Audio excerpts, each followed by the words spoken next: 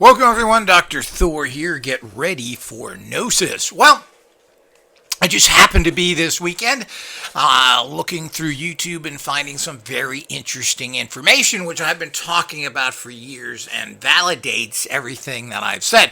You know, I like to point these things out and give you, I'm going to have some links to this person's talks on YouTube and also a link to their book where you can get it on Kindle, etc.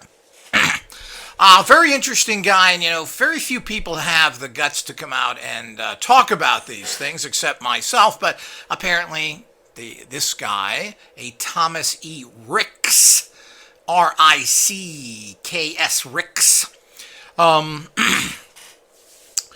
is one of the few that we'll talk about. And the name of it is The Generals, American Military Command from World War I to Today. Well, this is quite interesting, and I've talked about the incompetency of American command for a long time and how dangerously incompetent this trillion-dollar military is. Now, I remember when I was working for a company in aerospace for a little while that, of course, management didn't want to take any blame for the fact that if something is made wrong, it's because management isn't there to do it. And they didn't like that. They want to blame the individual person. Well, it's not true. You're in charge. And you should make sure that people do things right. And if they don't do things right and you don't catch it, there's a problem. So, and this is the same thing with the military. We have $1 trillion military. Do people understand? You don't understand how much money that is. And we have a horrible class of generals. What's very interesting is I never really got into the details or read this book of how many generals are constantly have been relieved of command and over the years in World War II and all the other ones where they couldn't get the job done. Douglas Macarthur was a famous one for this, that everybody kind of loved him. But the point is he couldn't win. He couldn't fight his way out of a paper bag. They made a movie about him and tried to make him look like a hero in Korea with Enchon, where he cut off the military coming down, the Chinese coming down, which stopped them for, about 3 days. So he also allowed all of his airplanes to be shot on the ground. He didn't put up any kind of fight against the Japanese when he was in command of the Philippines. And this wasn't a sneak attack. This was something he knew was coming and did nothing. I mean, it goes on and on. And of course, we have problems today with the actual military. Well, we've been in a place for 20 years where the military has absolutely no idea how to handle situations like this. And this goes, and he talks about all of these recent generals like Barney Frank, who's another great incompetent. And talks about all the other people. Eisenhower, he finally someone who comes out and talks a little truth about Patton. He doesn't know the full story at all, but he talked about this ignorant buffoon that Patton was, this dangerous traitor is what he really was. And everything else is going on. People don't understand the politics of military. They also don't understand the politics of World War II, where everybody is bickering with each other. Here they have to fight this enemy, but of course they made sure the Russians did most of that. And the fiasco that really happened after World War II with the idiot way of the military and politicians handling the end of that war. So it's very, very interesting, but this goes into all these commanders, these generals in particular. Now, this has nothing to do with the average fighting man who's stuck there for one reason or another, whether he's trying to get money for school or somehow thinks he's fighting for his country. The individual American military man and fighter is not what we're talking about here. And certainly, if they had proper generals, we would have won a few wars. So the bottom line is we haven't won wars because of the idiot generals that go back. And he talks about how they, particularly things were done in World War II, where they had a bunch of old stupid generals. And when the commander of the military came on, he fired a bunch of these people, telling them that you're just too old, you really can't do this job. That's right. And all those things are happening. The military command has turned into an old boys club. We've got a bunch of bad people doing things for their professionalism. This is my job. Yeah, but your job is killing a lot of people. moving the officer corps in and out of places that are not left there long enough to know what's going on. Interesting, as he pointed out, that in Afghanistan, and this was about 10 years ago, and that we'd been there for 10 years at that time that this particular video was made. And they've had a new general in Afghanistan every year. Well, how can you figure out what's going on? You don't get situated there. You can't figure out what's going on in a paltry year. Time flies by. But they keep moving these generals in thinking that something's going to happen or they're doing it. But the politics of the military is horrible. And it costs people's lives, directly and indirectly. The trillions we pour into the military is money that is taken away, as Eisenhower said, from our schools, our hospitals, etc. This is insanity with absolutely no results. And while he is fairly as harsh as I guess he can get, being in his particular position and wanting to still talk to the military, the bottom line is that this is all 10 times worse than this guy is saying, and he's pretty blunt. As I've said, the U.S. military has never won a war, period. Plain and simple. We've been in a lot of wars that came out kind of how we wanted it to, but certainly didn't win any particular war. And we have literally lost wars from Korea on, from Korea to Vietnam, etc. Those are lost wars. Korea doesn't count, certainly, as a win. So it's nonsense. World War II was won by the Russians, who then we peed on. 75% of German casualties, some go as high as 80 to 90%, were inflicted by the Russians. You don't win a war by 20% inflicting of casualties, not to mention the poor way that was handled. If it wasn't for the Russians, we would have never been able to handle that war, period.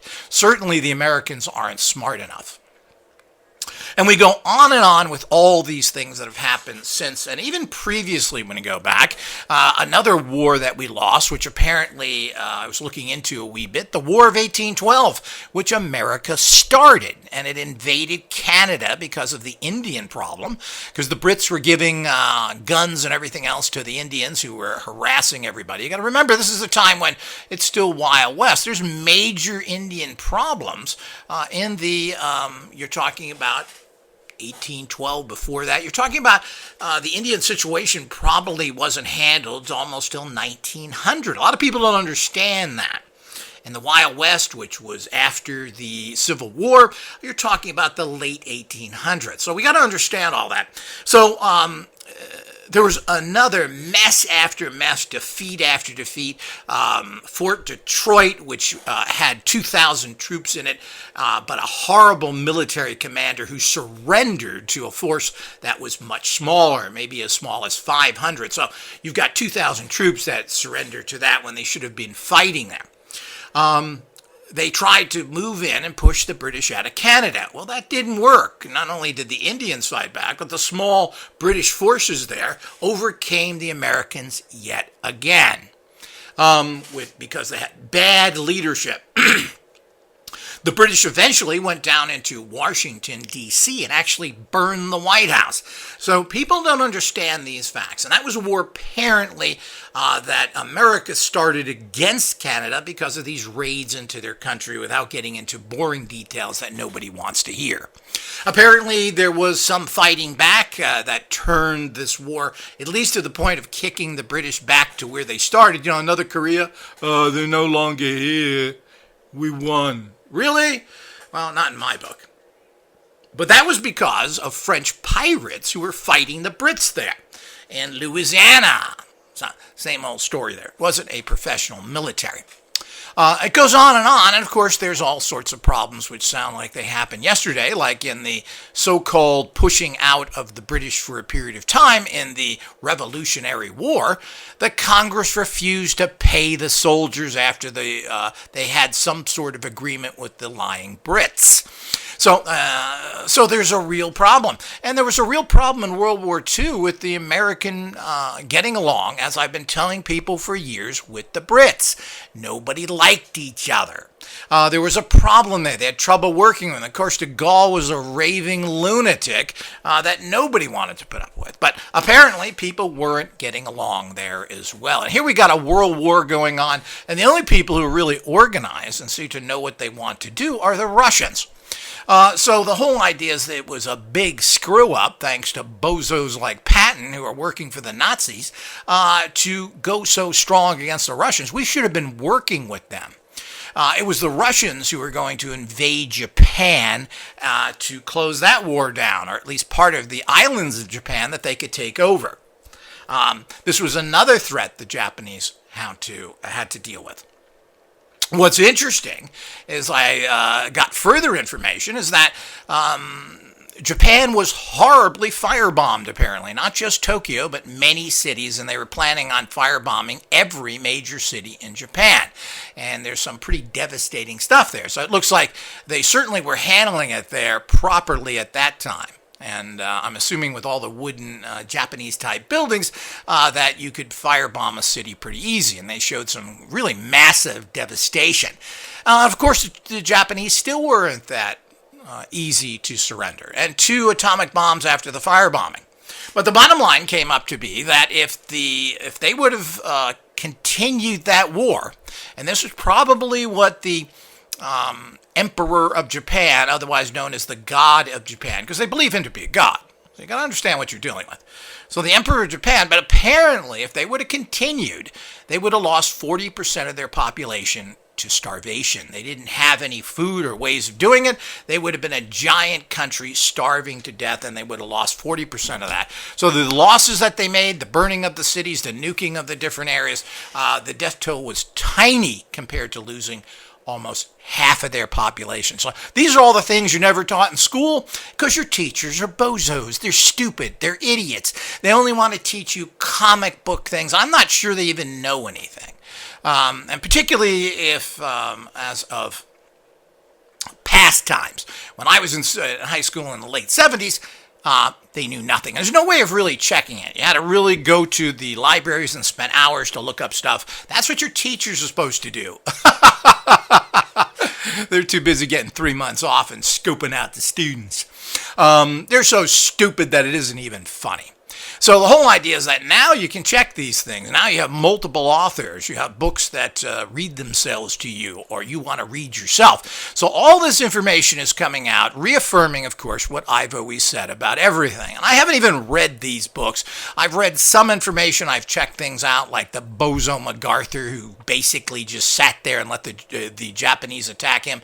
It goes on and on and on. So we need to fully understand that. We need to fully understand all the problems that have happened with a terrible military leadership that needs to be culled right up to present times, where Schwarzkopf told Saddam Hussein, when after the first war there, that he could fly his helicopters anytime he wanted to. And I saw an interview and people asked him, why did you allow that? Well, I didn't think I'd be using it for anything. You don't know what hell. Yeah, this is the guy who lost Schwarzkopf. This is the guy who lost Vietnam, and all his other buddies were there. These are all these geniuses that couldn't win that war either. And a lot of it was stated, and this was the big thing the military said, and most people connected to Vietnam, who I knew a lot of them because they either went over there or working there, was the fact that, in the military, well, that's because they won't let us fight this war right. Well, the bottom line is that, sure, political problems there certainly hindered that. But the bottom line is that they couldn't win that war. They had absolutely no idea how to do it. The French were beaten, who were pretty much experts at those kind of wars, just like Afghanistan. Nobody in Afghanistan has ever beat them. And you're talking about hundreds of years of history. And that goes for most of the Middle East. These people will fight. It's in their culture. It's in their genes. It's something that they've been through. Now we've got a whole generation of people, since we've been there for 20 years, who are now accustomed to being in war and fighting. So this is what they do. Those are not good people to fight. And These people are tough. It's their country. They're going to die for it. Most Americans, of course, would just surrender and become the local buggering pet of the conquering military, like most so-called Westerners do. The cowards that they tend to be. So the whole idea is that these people are not going to do that. They're backed up by structures and religions that push them out there. And the bottom line is that it's amusing, but Muslims kill more Muslims than anybody else. The Shiites and the Sunnis, they're at war constantly. This is just mind-boggling that they're killing each other. While they have such enemies in their doorsteps. So I don't know, and I believe that this has also been perpetrated by the CIA and other people. We want to keep them fighting, so you pay them to fight, and they're more than happy to fight. That's what they do. But I mean, it's really sad that we have this whole group of people. Yeah, apparently Marshall, who was running most of the war in Europe, and I don't know how much of it, because a lot of it was a screw up. Apparently, he was a really tough guy who made decisions and got rid of people. But there's a huge amount of people that used to be fired for not getting results. They would relieve you of command because you didn't fight properly. You didn't win that battle, so you would be relieved of command. Well, that makes a lot of sense to me. Now I have a little better understanding of how it used to run. Now, this premise, of course, has been dropped because the U.S. military knows they can't win anything. If they go on that basis, they're going to have to fire everybody because nobody works, or I should say the entire officer and general corps. But again, it's the generals that run everything, and they are not doing their job. And here it's been verified by third parties, as I always do, because a lot of people may think that I'm making this up. I have some sort of grudge against. I state facts. It's gnosis, baby. Get behind it, understand it, and educate yourself. Stop being an ignorant boob and believe what you've been told in school, mommy, daddy, and all those other urban legends that you live in. You're never going to get anywhere in life if you believe this. And the world never changes because you believe idiot urban legends. And what's happening to American average fighting man is horrendous. How they're harassed, how they can't write books or anything else because they're under this secrecy. Why? Because we have a horrible military class that doesn't allow them to do this. This author is an outsider. He's not in the military, which is interesting.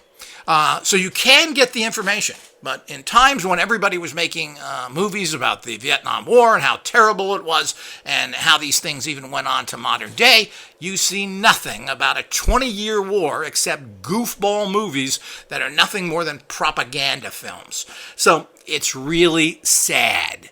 It's sad all the way because a lot of people lose their lives and are tortured for the rest of their lives for nothing. Absolutely nothing. This was another military screw-up that spent not every year we spend $1 trillion, by the way. This has been trillions and trillions and trillions of dollars flushed down the toilet by a military corps that is lost. And we need to repair this. Unfortunately, we do need military, but we certainly don't need to put boots on the ground. I mean, this was an old saying in Vietnam that, you don't want to get into a land war with China. They have 1.5 billion people. Yeah, that's kind of stupid, isn't it? So that's what they were afraid of with a lot of Vietnam stuff. And of course, that was always the saying, don't get involved. There's too many people.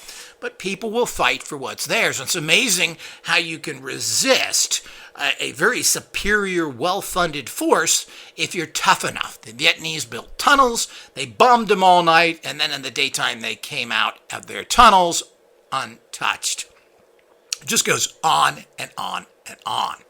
And we're doing the same kind of game in the Middle East where we have no idea of how to handle these things. We do have reams of information how to fight terrorists here.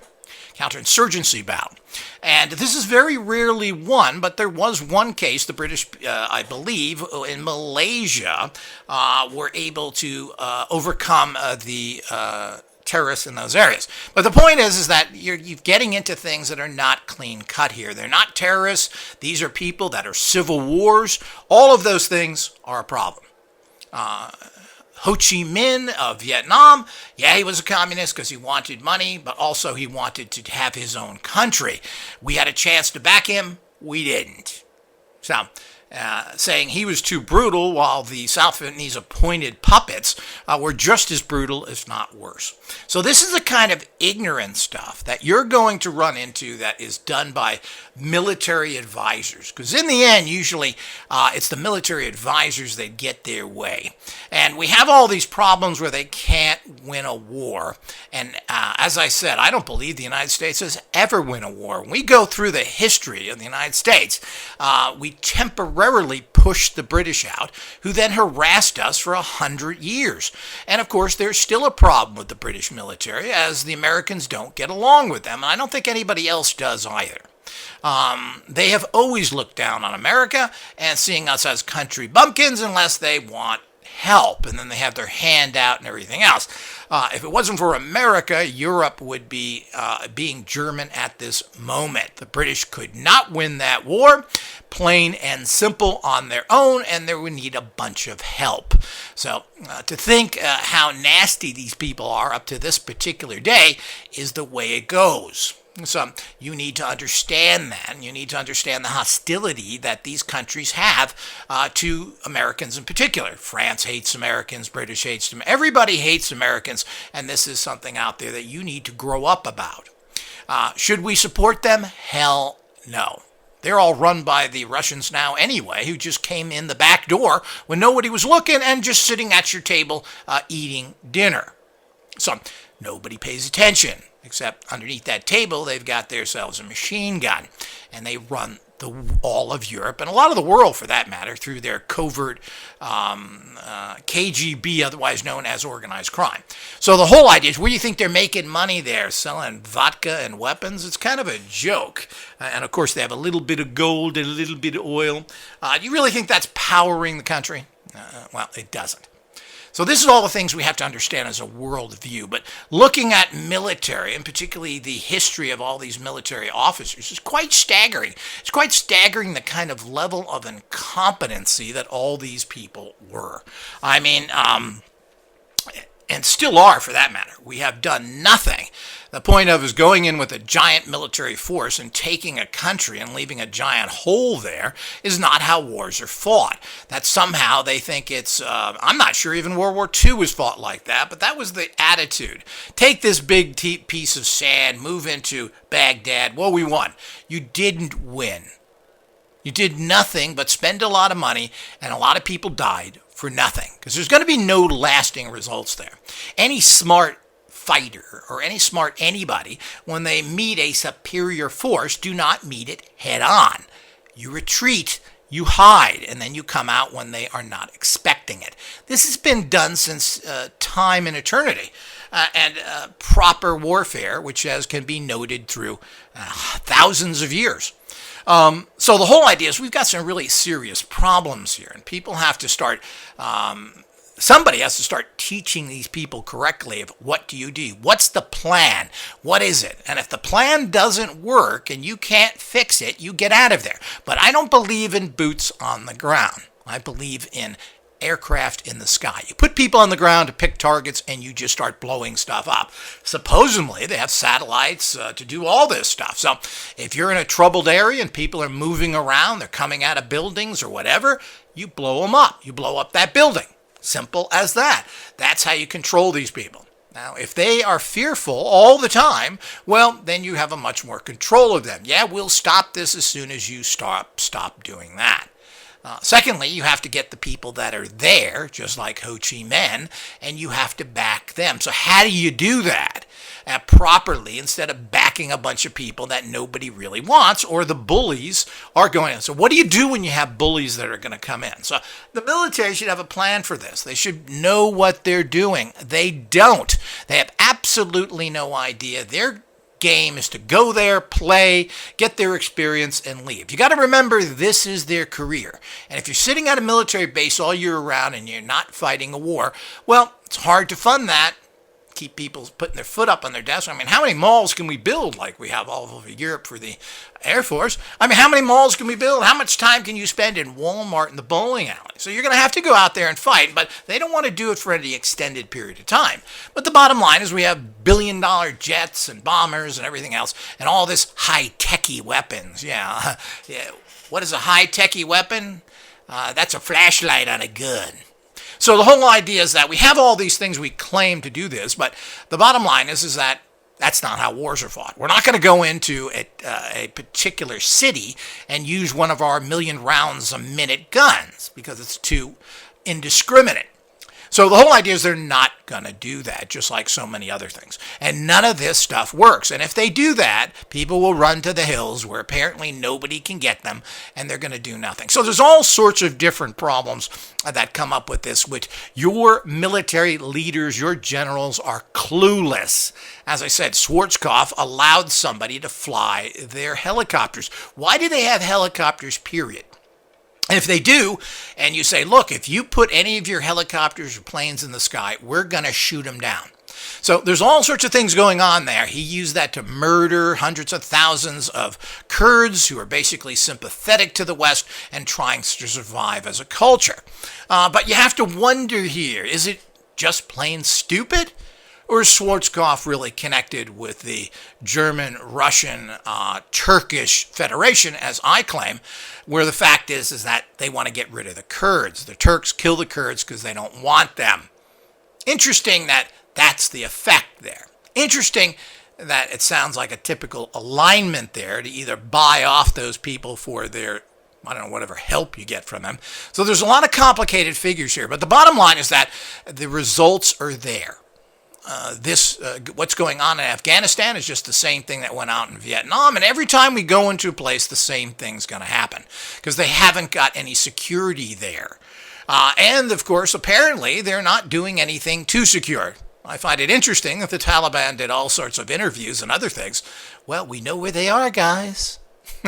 Well, you don't want to do that. Can't kill the enemy. That don't make no sense. We can't come back next week and get shot at. You just don't get it, do you? Well, that's right. I just don't get it. Let's keep fighting like it's Fort Apache. Let's keep setting up little outposts out there with 12 guys in there with M16s and machine guns and trying to hold a town. Yeah. I thought I saw Cochise over there. Didn't you, Bobby? Yeah, there's Cochise over there. Because we're going to fight a guerrilla war like that, sitting in a bunker somewhere. That's just the absurdity isn't even it's comical that if a military believes that's the tactics, and that's the tactics they use, it's all about going on patrol, being a sitting duck, and doing nothing. That's not how you control a country, and you certainly do that when you have people coming in from other countries. So if you've got all these people flooding in from Pakistan, but hey, me ain't a military, I just use common sense. So I'm like an idiot. If you got people coming in from Pakistan, you secure the Pakistan border there. You make sure when they go through these mountains, which I don't believe are so much of a hider, that's what you got nukes for and tunnel buster bombs. I don't know what the problem is. I would make the mountains into plateaus. So the whole idea is I just don't quite understand that. People are dying every day. Not only the people in those countries, but those people going there who think they're doing something. I'm worried about the Afghanis attacking the United States. So the whole idea, it's a joke. It's a complete and total joke. And you really have to, it got to the point that it's insanity because people are suffering horrible. Every day people are coming home in boxes. Plain and simple. We have to keep in mind that this is not a joke. And while part of the population is out there dying, other people are watching big-butted people on TV and ignoring the fact that people are coming home in boxes. And they tolerate all the people that assist this process and the people we're even fighting. I don't know why we want to bring Afghans in here when they didn't fight for us. I don't care if they worked for us or not. The bottom line, stay in your own country and fight for it. I mean, we got to get that attitude going with people as well. But, of course, everybody, I'm sure, was promised a bunch of nonsense. And, of course, an American promise is about as good as writing a wish on ice. You're going to disappear quickly. So the whole idea is that that's how the world. So here's a great book, The Generals, Thomas E. Ricks. He's written several books, and he seems like a very intelligent guy that looks at things from a very pragmatic and practical viewpoint, which is nice to see. If you want to get into what I just talked about in Afghanistan, he's got a book, The American Military Adventures in Iraq, from 2003 to 2005. Well, you may think that's a little bit dated, but it isn't, because they don't change their policy. You could say what the American military did in 1970 to 75, because it doesn't change. So, the fiasco, the American Military Adventures in Iraq. So, check this guy out. Excuse me. He certainly knows what he's talking about, and he's about as straightforward as anybody can get in this area. I know a lot of people, as I said, think for some reason I dislike the military. I dislike failure, and I don't want to support any failures, period. And that's all we do. We support failures. And failures of the medical industry, failures of our politicians, failures of our police, failures of our military. If we keep supporting people that don't achieve things, we're going to get the results that we have right now. The point is these people should have been relieved of command consistently. You can't do the job, you're gone, plain and simple. And some people were even court-martialed for not doing their job. Now, this doesn't mean you're thrown in prison or thrown out of the military, but this is a serious strike against you. And this is the type of thing that these officers need to understand. Barney Franks went in there, and so he took a piece of land, and that was it. Nothing happened past that. And there is the plans of what to do and how to do it is basically pouring billions of dollars into a country that go to a lot of corruption. There were whole pallets of money. While Americans can't meet their rent or get their medications they need, there's pallets of American money that have disappeared and were brought over there to pay everybody off. Because it's worthless junk to begin with anyway. But if you don't have it, you don't get that food, you don't get that medication, you don't get that hospitalization. So all this stuff is going to this huge, giant poop hole of corruption. And the only way we're going to stop this is make sure that somebody is responsible for it. So if you expect to be a military man, you better win. If you can't win, you're in the wrong job, and they should be kicked out of the military. I wouldn't be as nice as this guy claims happens to people. These people should be demoted, and they should basically be fired from the military. Plain and simple. You didn't do your job. Is there any job you can do wrong and people die on top of it that you still get paid for? Well, yeah, it's called being in the military. Well, I hope this clarifies things, people, and wake up. This is all part of waking your gnosis up. Know what the truth is. Know that it's not coming from me. This is reality. I talk about things because I find this all the time, and you need to know this. So you need to know what's going on in your world, so you're not, when somebody tells you to do things like the vaccination is good for you or this is not a problem, all the things they tell us to lead us to this urban legend of destruction, that we are very wary of a society that really produces nothing but corruption. Until next time.